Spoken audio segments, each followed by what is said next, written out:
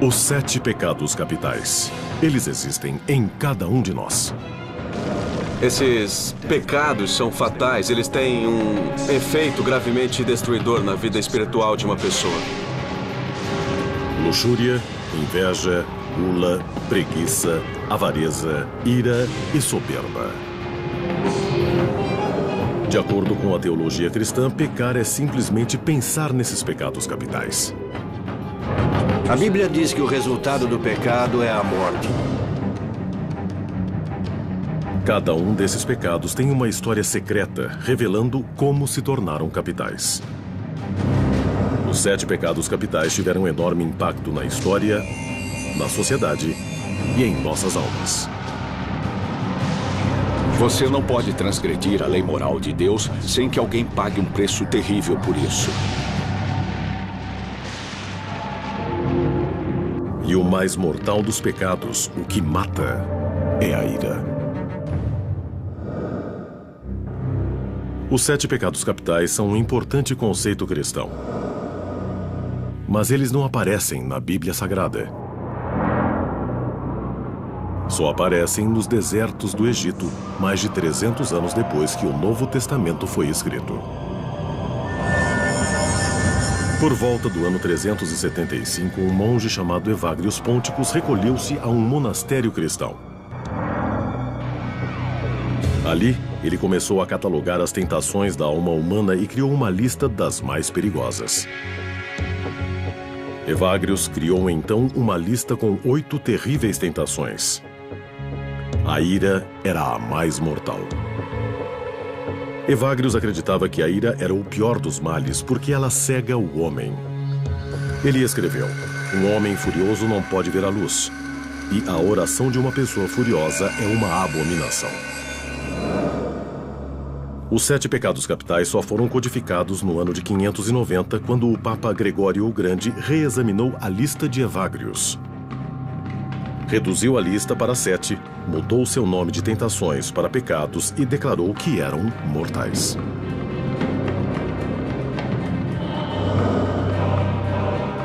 Para o Papa Gregório, a ira não era só mortal, mas custava caro para a alma.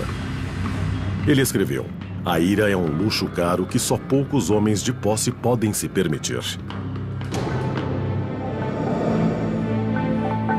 A ira se define como desejo de vingança. A Bíblia descreve seus efeitos em várias passagens. E 3 histórias bíblicas mostram a evolução desse pecado. No Gênesis, o primeiro livro do Velho Testamento ou Bíblia judaica, ninguém fica mais irado do que Deus. No capítulo 6, Deus fica furioso contra sua maior criação e decide começar tudo de novo.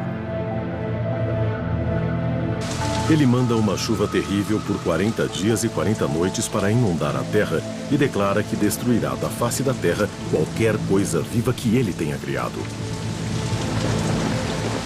Deus só permitiu a sobrevivência de um homem bom e sua família, Noé. No capítulo 11, Deus desencadeia novamente sua ira, mas desta vez ele é mais preciso e controla sua fúria.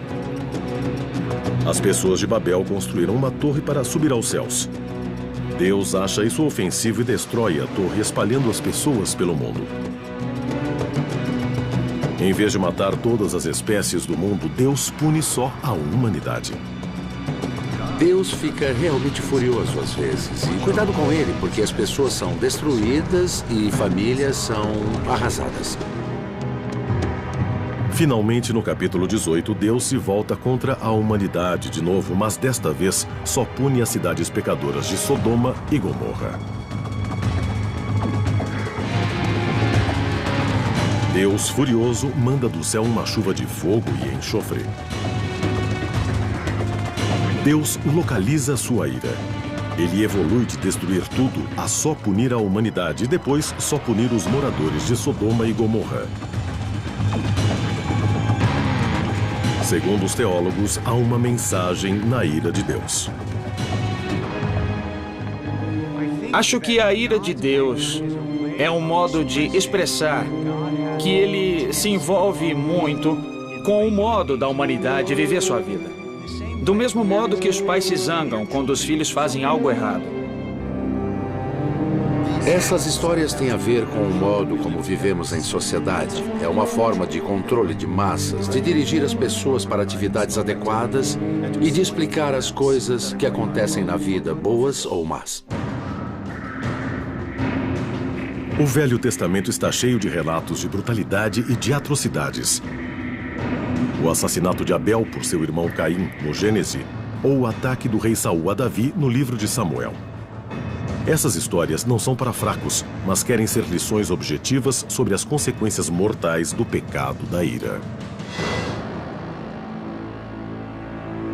O segundo livro da Bíblia, o Êxodo, introduz os 10 mandamentos e marca uma reviravolta na percepção dos pecados. A grande inovação dos 10 mandamentos, que os distingue das culturas pagãs que antecederam a Bíblia, é que Deus quer saber como eu trato você. Nas culturas pagãs, Deus quer saber como eu trato a Deus.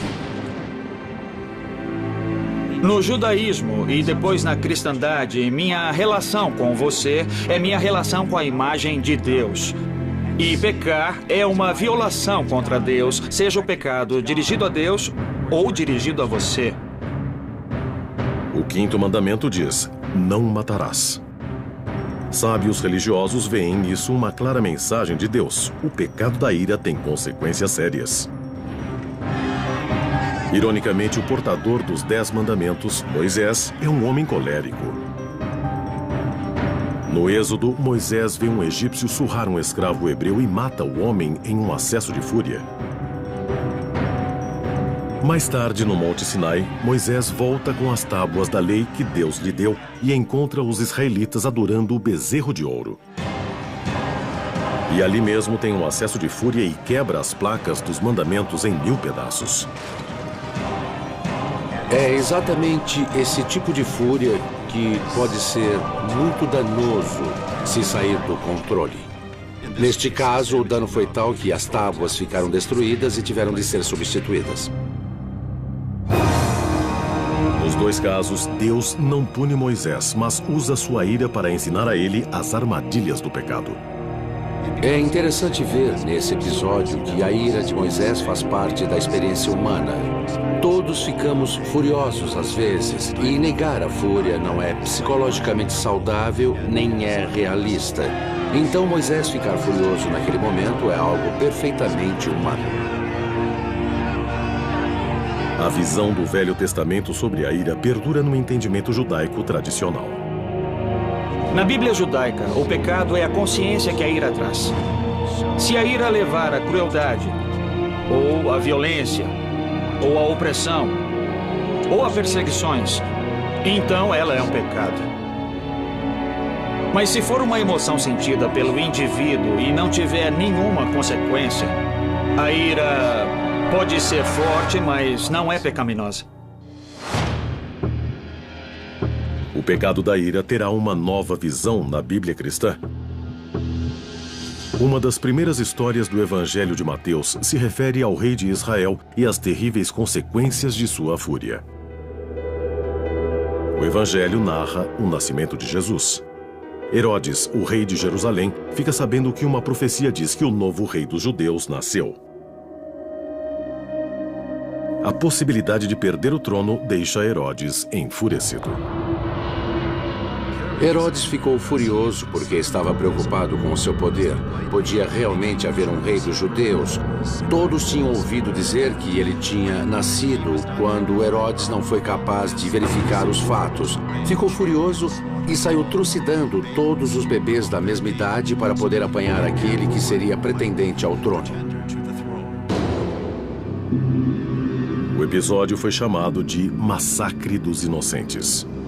Os evangelhos dizem que Herodes matou todas as crianças de 2 anos ou menos que estavam em Belém e seus arredores. Jesus só sobreviveu porque sua família fugiu para o Egito. É claro que qualquer relato de um massacre de bebês é tão horrível para nosso entendimento que nós sentimos um imediato repúdio a esse tipo de coisa. Ao mesmo tempo, uma nova visão de pecado e de suas origens emergiu na tradição judaico-cristã. O que faria alguém cometer algo tão inimaginável quanto exterminar crianças?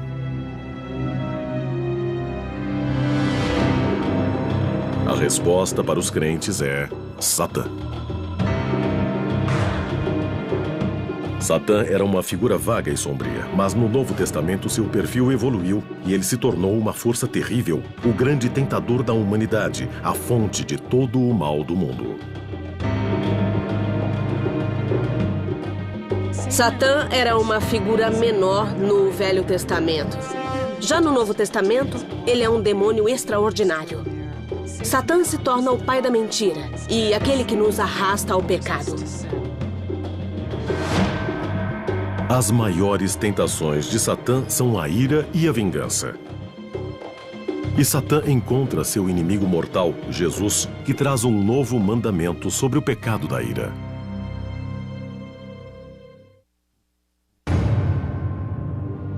Os 7 pecados capitais são a porta de entrada para o inferno. E o mais sangrento e violento dos pecados é a ira.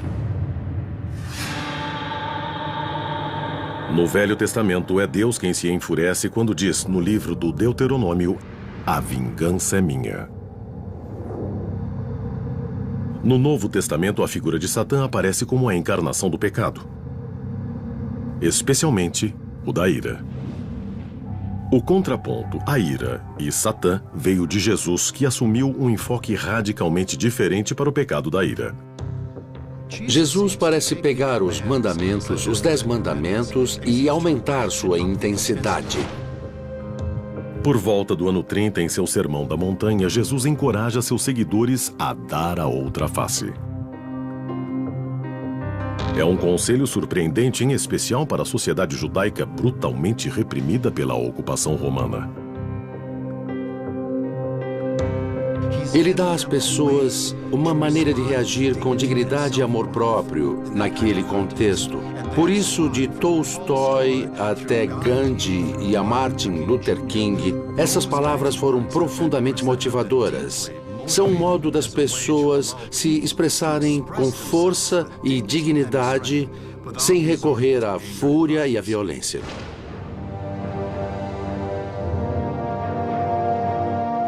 Jesus parece se recusar a ceder ao pecado da ira, mesmo quando os romanos o torturam e crucificam. A ira de Deus evoluiu para o lado oposto. Em vez de clamar por uma justa vingança, Jesus murmura com seu último sopro: Pai, perdoai-os, porque não sabem o que fazem. É um momento poderoso para uma pessoa inocente que está sofrendo numa cruz. É uma frase incrível sobre como podemos superar a vingança e superar a ira. A condenação do pecado da ira não é exclusiva da cristandade. Todas as religiões do mundo rotulam a ira como a maior transgressão, apesar de cada uma ter seu ponto de vista. Os rabinos comparam a ira a uma chaleira de água fervente. Quando ela transborda, não se sabe para onde a água vai e nem quem ela vai queimar. Para o Islã, a ira é um pecado maior. O profeta disse que nossa melhor parte é a que mais demora a se irar e a nossa pior parte é a que mais demora a superar a ira. Na cristandade, há diferentes opiniões sobre o pecado da ira. Na visão protestante da nossa história, a ira pode ser um pecado, mas não é um pecado em si. É o que você faz com ela. A igreja diz que temos paixões e que a paixão leva ao pecado. Você não pode destruir ou matar as paixões. Elas têm de ser purificadas, redirecionadas e transformadas. Mas todas as vertentes cristãs concordam. O pecador que não transforma sua ira está condenado ao inferno.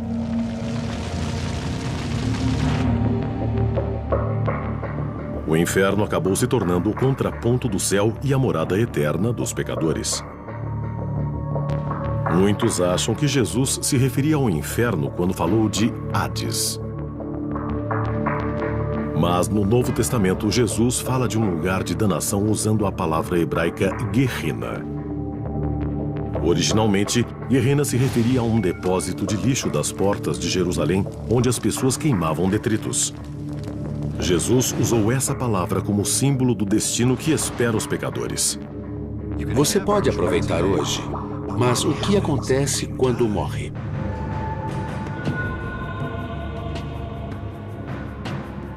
O conceito de inferno evoluiu como um poderoso símbolo de retribuição.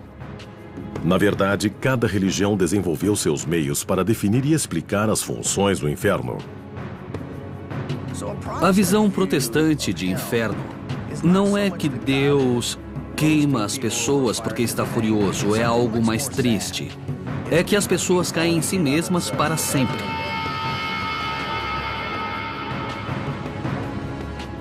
A Igreja Ortodoxa tem uma visão filosófica. A Igreja Ortodoxa diz que Deus não manda ninguém para o inferno, que o inferno é autoimposto. Um dos maiores ensinamentos da Igreja Ortodoxa é a misericórdia eterna, a compaixão e a justiça. No Islã, o inferno não é um destino eterno, mas um aprendizado. O Corão descreve o inferno como desagradável, mas há um elemento psicológico.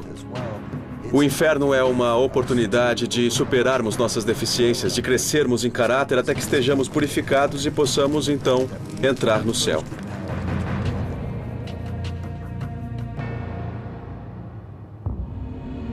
Talvez a descrição mais brilhante do inferno tenha sido feita em 1320 pelo poeta Dante Alighieri.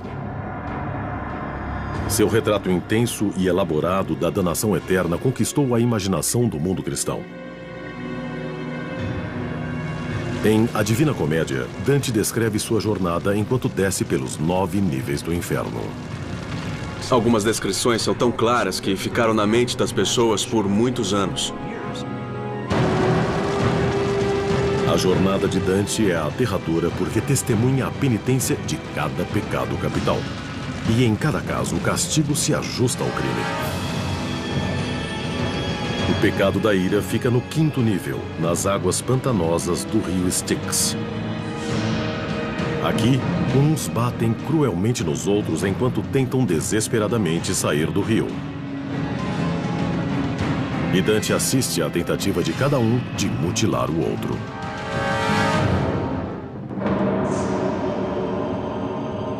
A visão do inferno de Dante guiou os cristãos durante séculos, apesar da maioria dos detalhes sair da mente do poeta e não das escrituras.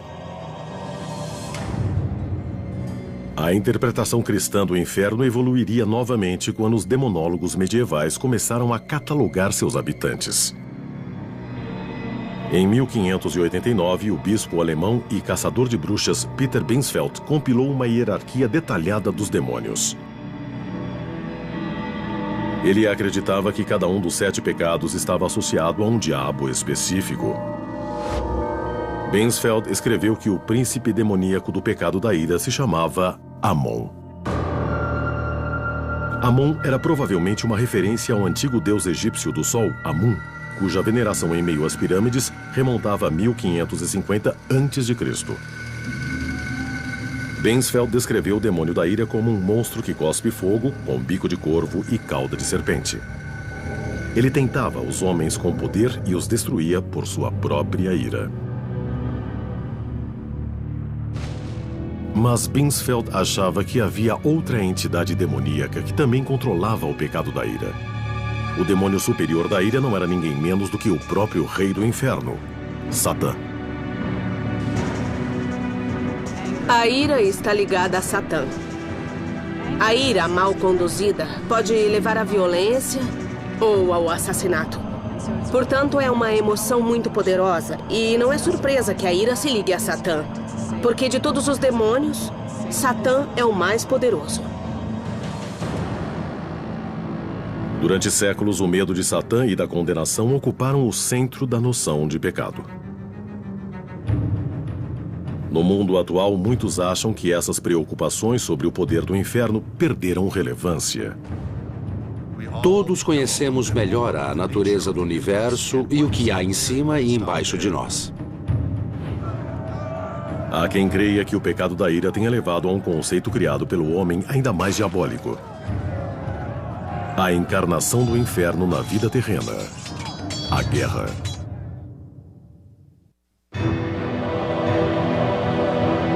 Os 7 pecados capitais não aparecem na Bíblia, mas a Igreja os desenvolveu para codificar um comportamento aceitável entre seus fiéis.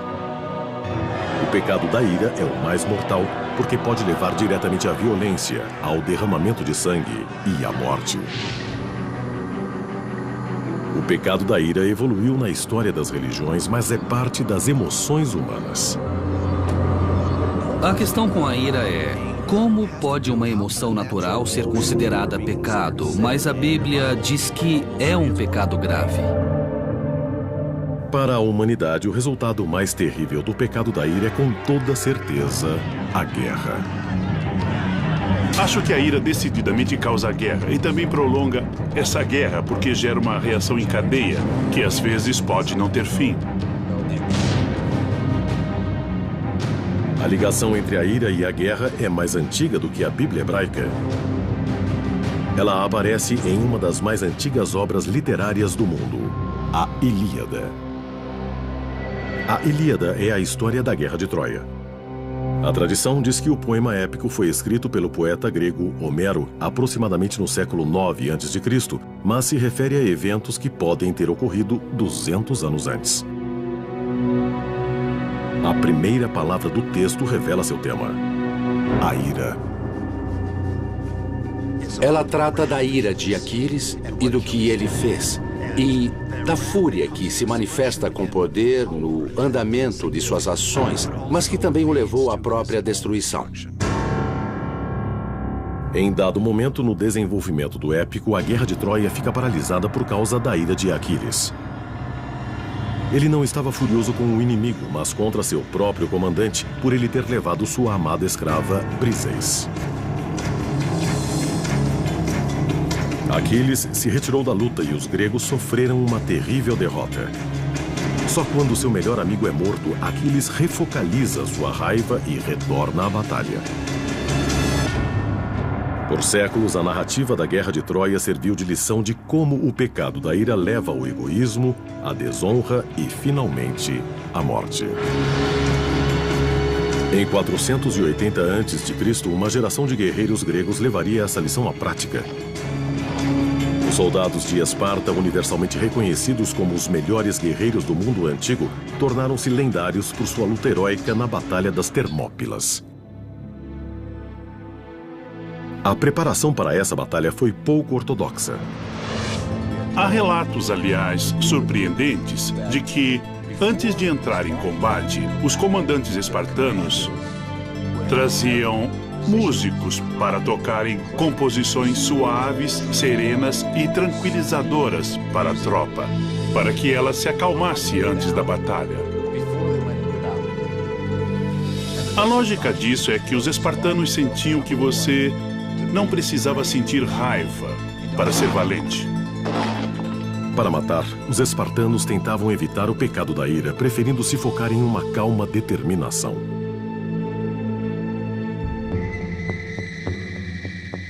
A evolução do pecado da ira continuaria depois que o cristianismo se tornou a religião dominante no Império Romano. Discutiu-se muito, nessa época, a relação entre o pecado da ira e a guerra. Alguns achavam que a guerra se justificava só para proteger inocentes. Outros diziam que esse sentimento levava sempre à guerra e que era contra a lei de Deus. A Bíblia não traz uma mensagem clara sobre isso. Mas a história traz inúmeros exemplos de guerras terríveis iniciadas por debates irados sobre divergências religiosas. Nunca faltaram justificativas para matar. Religiosos usaram argumentos religiosos, nacionalistas usaram argumentos nacionalistas. Hoje, a visão militar da ira é similar à espartana. O primeiro sargento William Bowdet já serviu por 3 períodos em combate.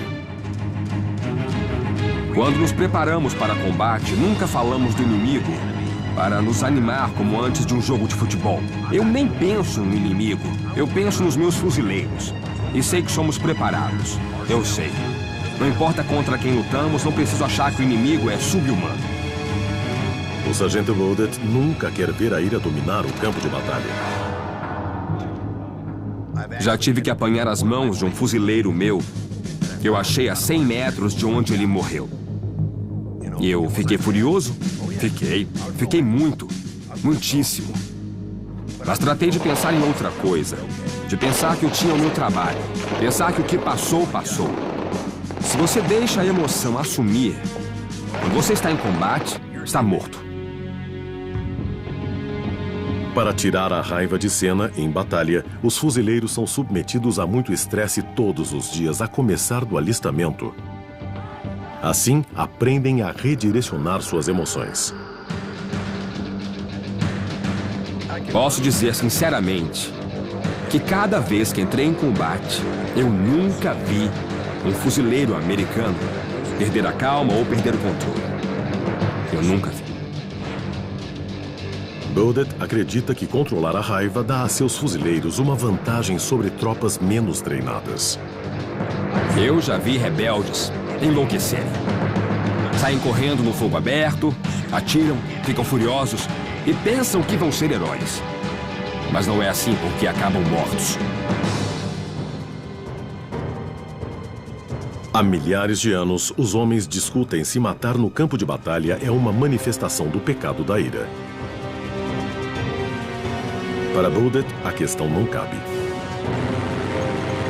Cada vez que entrei em combate, todas as vezes sempre pensei que estava fazendo a coisa certa. Podem pensar que é assassinato, mas não é. Segundo os sábios religiosos, há aí um elemento-chave. Para um soldado, não se trata de assassinato, porque ele não tem intenção pessoal contra o inimigo. Não vai ganhar nada com isso. Mas há assassinato quando há ódio pessoal, quando odeio a pessoa e por isso tiro a vida dela. O pecado da ira pode ter pouco a ver com a justificativa da guerra. Mas e quando a ira irrompe e resulta em homicídio? Estranhamente, tanto advogados quanto neurologistas concordam que, às vezes, o assassinato pode ser perdoado.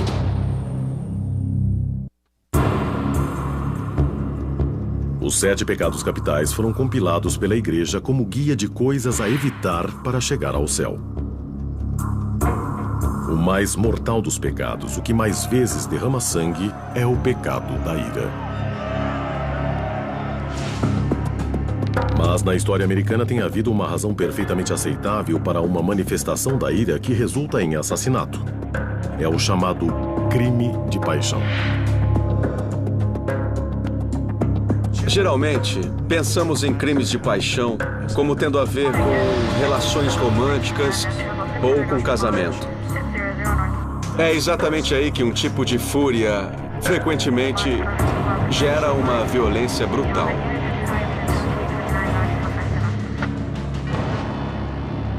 Foi em 1859, em Washington, D.C., que o crime de paixão apareceu na consciência pública americana através de um rico e respeitado membro do Congresso, Daniel Sickles.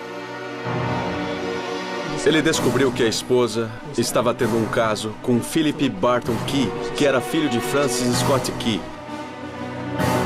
E ele ficou tão furioso que pegou suas pistolas e planejou o assassinato. Armado com 2 pistolas e acompanhado do melhor amigo, Sickles enfrentou Philip Key nas ruas de Washington. Ele atirou uma vez no peito e depois, enquanto o homem ferido pedia por clemência, Sickles atirou mais 2 vezes. Os tiros foram tão perto da Casa Branca que o amigo de Sickles, o presidente James Buchanan, ouviu tudo. Sickles imediatamente confessou e foi preso. Foi acusado de assassinato doloso, mas uma equipe de prestigiosos advogados e vários políticos concordaram em serem seus defensores. A defesa se pautou na alegação de insanidade temporária, dizendo que era possível, nos termos da lei, a pessoa ficar temporariamente incapaz de saber o que é certo e errado.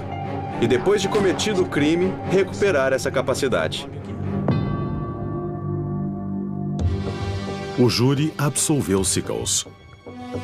O público ficou mais indignado com o perdão e a reconciliação dele com a esposa do que com o crime e a curiosa absolvição. Ele foi a primeira pessoa na história americana a ser bem-sucedida a usar insanidade temporária como defesa. Eu acho que ele devia ter cumprido pena pelo que ele fez. Mas a impressão é que as pessoas acham que esse tipo de ira é compreensível, que imaginam como se sentiriam se fossem confrontadas ao fato da esposa ou do marido ser infiel. Os pecados de Sickles teriam efeito sobre a lei americana no longo prazo. No Texas, durante muito tempo, foi lei. Se você pegasse sua mulher ou seu marido fazendo sexo com outra pessoa, você tinha o direito de matar essa outra pessoa. O conceito era de que você tinha justificativa para ficar furioso, tão cego de raiva, que qualquer pessoa mataria nessa circunstância.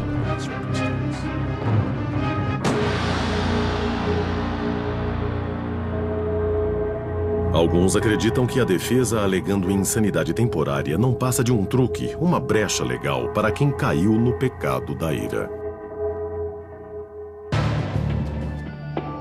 Hoje, os cientistas estão investigando exatamente de onde vem a ira. O cérebro recebe muitas informações, tanto do mundo externo quanto de dentro do corpo. Há uma parte do cérebro chamada amígdala, que tem por função olhar para todas essas informações e se fazer uma pergunta. É uma ameaça? É algo com que devo me preocupar? O Dr. Ruben Gur colocou na amígdala cerebelosa a responsabilidade pela instigação da ira. Essa parte do cérebro pode rapidamente dominar o restante com fúria incontrolável. Quando há percepção de perigo, o corpo reage em cascata, aumentando os batimentos cardíacos, a pressão sanguínea, a transpiração.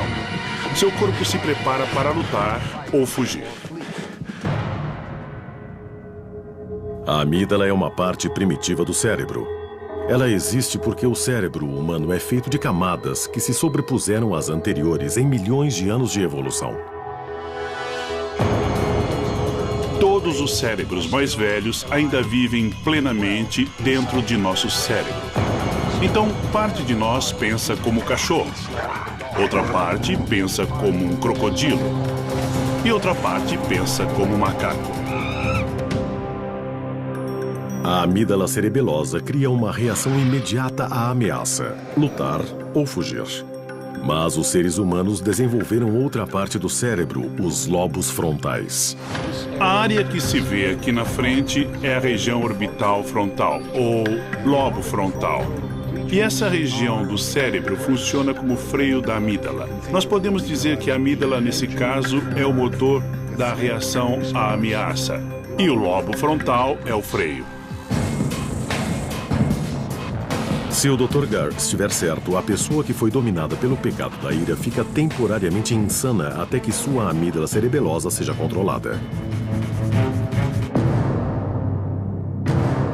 Caso em foco: o assassinato de Betty Dodge, em 2003, por seu filho, James Essig. Na época do crime, Essig, um adulto com problemas mentais, tinha se mudado para a casa da mãe.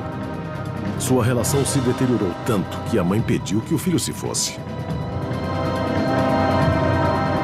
Aquilo o fez entrar em pânico. Ele pegou uma escultura que havia na sala e quebrou a escultura na cabeça da mãe e ficou batendo, sem parar, até ela morrer. Depois saiu, atravessou a rua e se entregou à polícia. Durante o julgamento, o Dr. Gur foi contratado como perito para avaliar a capacidade mental do réu.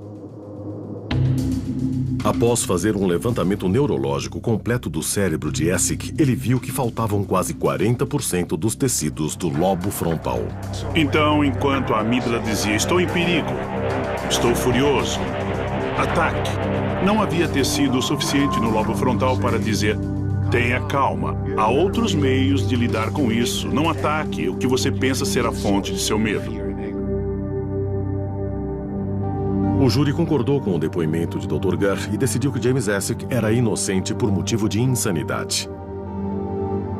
Ele foi mandado a um hospital psiquiátrico.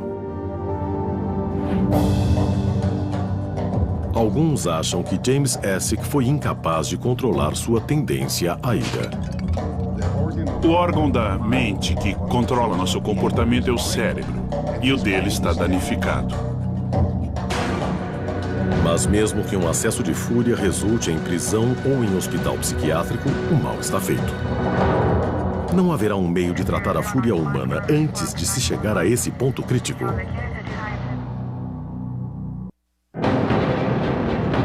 Os 7 pecados capitais orientam os cristãos há séculos. Embora haja consequências para os pecados da luxúria, da avareza, da inveja, do orgulho, da gula e da preguiça, as decorrências mais mortais vêm do pecado da ira. Quando estamos irados, perdemos o controle.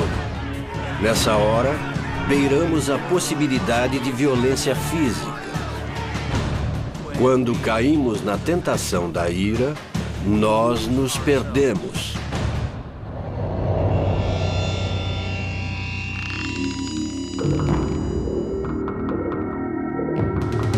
Mas parte da tentação da ira é que, ironicamente, ela dá muita satisfação. Ela pode levar a pessoa à euforia, principalmente homens. Muitas vezes é gostoso sentir raiva. E apesar de séculos de tentativas de controlar o pecado da ira, ela está hoje por toda parte.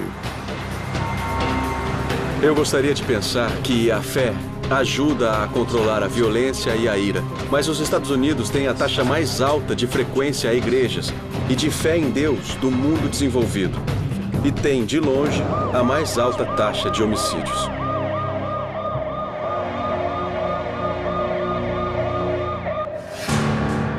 O conceito do pecado da ira evoluiu com os séculos.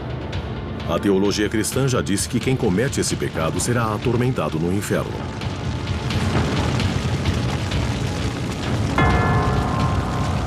Mas alguns pecadores já são atormentados nesta vida. Eu estava em uma relação que não ia muito bem e eu não sabia o que fazer, então saí, comprei 5 litros de gasolina, quebrei a janela em plena luz do dia, moro em um condomínio de apartamentos, enchi o carro de gasolina e o carro explodiu no estacionamento do subsolo. Tiveram que evacuar todo o lugar e eu podia ter matado centenas de pessoas. Eu fiquei muito louco. Eu bati nele. Eu bati tanto que o juiz acabou me condenando a 5 anos de prisão. Esses homens não lidam com sua fúria com a confissão ou o arrependimento, mas com tratamento psicológico. O pecado da ira está tão disseminado na sociedade que o conceito de terapia de controle da raiva se tornou corrente. Anutsa Belíssimo é uma especialista que tratou milhares de pessoas com problemas dessa natureza. Nós já sabemos que a raiva na sociedade de hoje é um problema sério. É só ver uma estatística simples. São 1.800 agressões registradas por semana na América. A raiva é um problema. Para Belíssimo, a ira não é um pecado mortal, mas um comportamento inadequado. Não acredito que possamos nos livrar da ira. Eu sinto que ela é uma emoção humana muito necessária. Para mim, a raiva é uma bandeira vermelha, um modo de eu reconhecer que há coisas com as quais eu não estou lidando bem. É melhor assumir o que está sentindo. Peritos dizem que para superar o pecado da ira, vale mais criar contatos do que tentar controlar o sentimento. E é por isso que nós acreditamos que dizer à pessoa que sua raiva está destruindo a relação com a esposa ou com os filhos parece funcionar muito bem. Ter um relacionamento é o que a humanidade busca. uma conexão com os outros. Diz a tradição que o pecado da ira é punido com a condenação eterna. Mas Belíssimo acha que esse enfoque religioso da ira é inútil no mundo moderno. Nunca fiz um paciente ter medo de ter raiva, porque pode ir para o inferno. Nunca pude usar isso como ferramenta. Mas alguns contestam esse argumento. Um homem chamado Howard Storm, por exemplo, diz que vivenciou o poder demoníaco da ira. Em 1985, Howard Storm, um professor de artes de 38 anos, tinha problemas de raiva. Eu nunca machuquei minha mulher ou os meus filhos, mas eu gritava com eles, atirava a mesa da cozinha longe e jogava a mesa pela sala, arrebentava objetos e outras coisas assim. Mas em uma viagem a Paris, Howard Storm teve de ser atendido no pronto-socorro de um hospital à morte com uma perfuração intestinal. Sempre semiconsciente, ele percebeu que não estava sozinho. Primeiro eu vi pessoas que me chamavam pelo nome de fora do quarto para que eu fosse com elas. Eu perguntei pelo médico por que eu ia ser operado e me disseram para andar logo, que sabiam disso. Não tinham tempo para perguntas, que eu saísse. Semiconsciente, Storm foi levado por um longo corredor. E, de repente, ele foi furiosamente atacado por todos os lados. Só nessa hora, ele percebeu que não estava mais no hospital. Enquanto eu pude, lutei com toda a força, mais para me defender, tentando escapar dos golpes, dos socos e dos chutes. Eu fiquei todo arranhado, mordido, apanhei de todo lado na escuridão. Não há palavras para descrever isso. Assustador, terrível, apavorante. São palavras que não servem. A essa altura, o ateu Storm fez uma coisa que nunca pensara em fazer antes. Começou a rezar. Um raio de luz apareceu e o liberou dos agressores. E ele se viu de volta ao quarto de hospital, vivo de novo. Howard Storm acha que só há uma explicação para essa experiência quase mortal. De certa forma, penso que foi uma oportunidade. Eu tive a chance de experimentar o inferno. Quando se recuperou de seus problemas médicos, Storm viu que tinha a chance de mudar sua relação com o pecado da ira. Desde que aconteceu, não tive mais essa ira, essa fúria fora de controle. Nunca mais aconteceu. Seja a experiência de Storm realmente uma descida ao inferno, seja apenas uma terrível alucinação, o efeito nele foi profundo e transformou suas relações com a esposa, a família e suas próprias emoções. Storm acha que sua experiência, que lembra a fase medieval da evolução da ira, pode beneficiar outras pessoas. Uma das coisas que me motiva sinceramente é que eu não quero que ninguém vá para o inferno. Estou em missão de Deus para evitar que vão para o inferno. O pecado da ira evoluiu por milênios.